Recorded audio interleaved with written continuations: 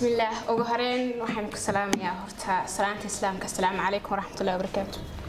قف كستنا وحكو سلام يا مسب كيسي مقام كيسو ماشي سكفرديو هرتا ما أنت وحن كفر أحسن هاي وأنا لا أقوم هالنقيا إن أنا كميد هاي دتكي يريس كها مركي لبلاوي حياتنا هرتا ده مركز وحي هاد لحسن تربها لكن الحمد لله كفر أحسن أنا حسوسته dadkii maxay heetoolay markaas lagu bilaabay howlnadaas waxa ka xasuusta horta haday ugu horeyso hooyaday casho galab direen waxa ku xiga wiil amiin yiraahdo I think haduu ka maqan yahay dalka waxa ku xigta walaashay ayaan maxamed geele sidoo kale ma role modelkayga markii hooyo laga soo tago Faadimo Axmed Gaashaan Faadimo waa qofka labaad markii hooyo laga soo tago aku daydo waxaan ma rajaynayaa sacab xoog weyn inay u sacbisaan hooyadii Faadimo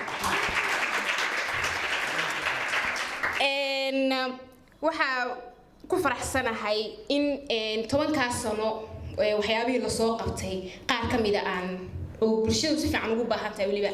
ka warqabo inaan wax ka sheego in yara intii ugu badneed laakiin waa la sheegay laakiin intii yarta ahayd oo aan ka warqabo nafsadeyda way idin sheegayaan oo saddex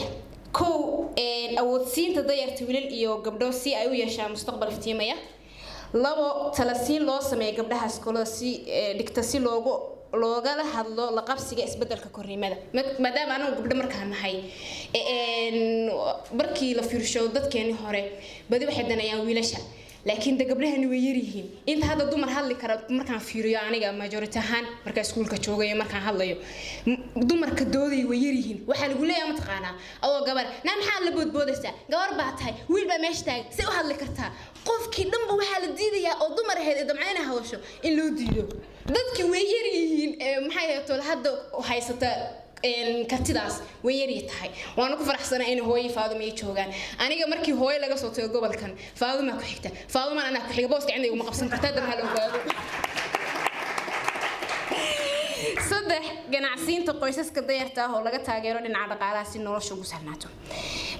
alxamdulillah horta ugu dambeyn xafladeen waxa ku soo gabagabeynaya aad iyo aad baan ugu faraxsanahay dadkeena sharafta leh sida quruxda badan ugu soo qayb gasheen waxaan ku gabagabeynaya hambaliyo insha Allah waxa rajeynaa inaan noqdo hogaamiyaha saddexaad ee hay'adda la wareegi doona insha Allah